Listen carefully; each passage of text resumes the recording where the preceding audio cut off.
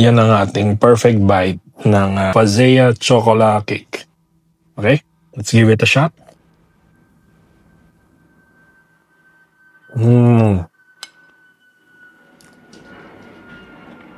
Oh my God.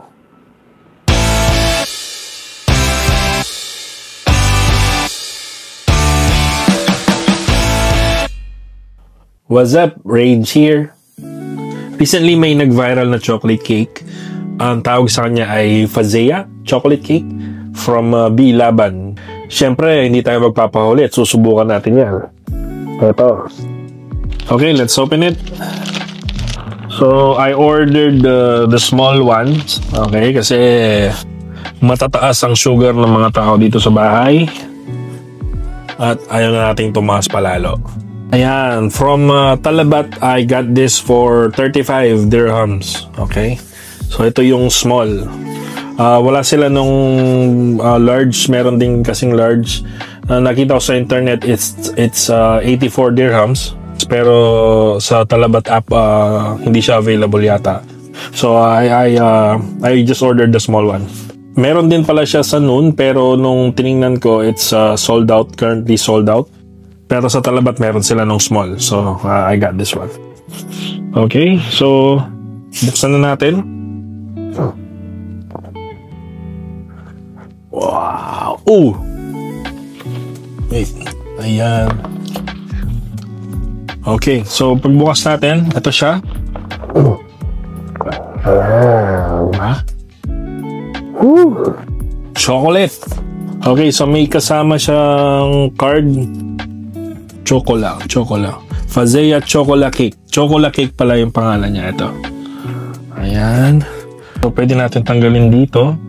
Parang nag-unbox ng cellphone. Parang box ng cellphone yung kahon niya. Nasaan yung charger niya? Mukhang pinagkagastusan talaga yung packaging. Okay, so yung cake mismo, ito siya. Dun sa mga napanood kong viral video, may chocolate syrup pa sila or chocolate ganache sauce na binubuhos dun sa taas. Pero I think that's ordered separately at hindi din siya available nung in-order ko. So ganito na lang yung itatry natin ngayon. Slice na natin. May tutsulyo ako dito. So mag-slice tayo ng konti. Meron akong spatula para makuha natin siya ng buo. Oh my God, tingnan nyo. Tapos yung plate. Kita ba? Ito yung plate. Wow, tingnan nyo.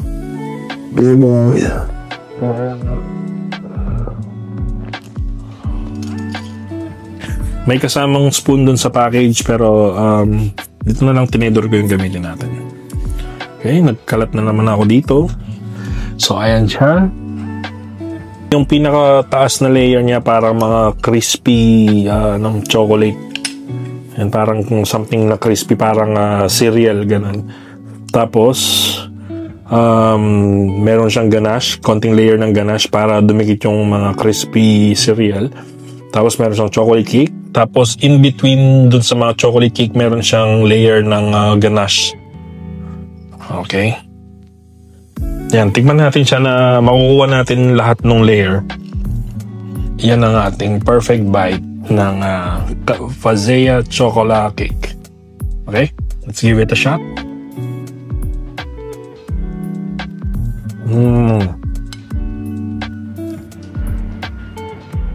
Oh my God.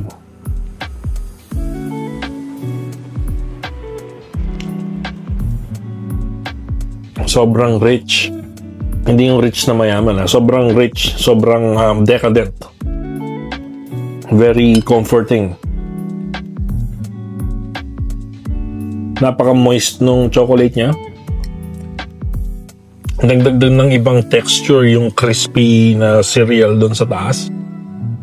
At dumagdag pa yung napaka-rich and creamy na ganache sauce doon sa gitna. Grabe.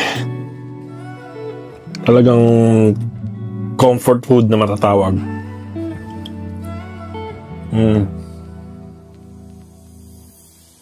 Here's my take, ha? Masarap siya, definitely. It reminds me of this cake na meron kami sa hotel kung saan ako nag-work. Meron silang ginagawa mga chocolate cake din na very similar to this. Meron din siyang ganache sauce, moist din yung cake, at meron din siyang crispy layer. But for some reason, sobrang nag-viral nitong chocolate na to. Ewan ko kung bakit. Sarap siya, don't get me wrong. Sobrang nagustuhan ko din talaga siya. That may be the reason why it went viral. I don't know. Or baka dahil din dun sa extra na sauce na pwede mong ibuhos, which I didn't get anyway. For me, as a chocolate cake, I will rate it a 7 or 7.5 out of 10. I like it, but actually, honestly, there's nothing too extraordinary about it. Right? Siguro dahil bago lang siya, kakaiba yung dating niya, at yun ngang syrup or yun ngang sauce na pinauso ng mga influencers, kaya siguro siya nag-viral. Pero kung hindi to naging viral at tinry ko as it is, yeah, I'll stand by the rating of 7.5 out of 10. Ganun. May mga natikman akong chocolate cake na mas masarap pa actually compared to this. That's my honest review of this chocolate cake. Pero kung gusto niyo siyang i-try, if you want to go with the hype, yeah, I mean, go ahead. Masarap naman kasi talaga siya. Just here setting your expectations. Don't expect too much lang. Iwas disappointment, di ba? Baka mamaya gumastos kayo para mabili yung cake na to, tapos hindi pala siya kasing sarap ng ini-expect nyo. So there. If you found this review helpful, be sure to leave a like, comment, and subscribe. And don't forget to click the notification bell so you get notified whenever I post a new video. Alright? And that's it for today's video. I'll see you in the next one. Peace. Sweet! Pakikuha nga yung metformin ko.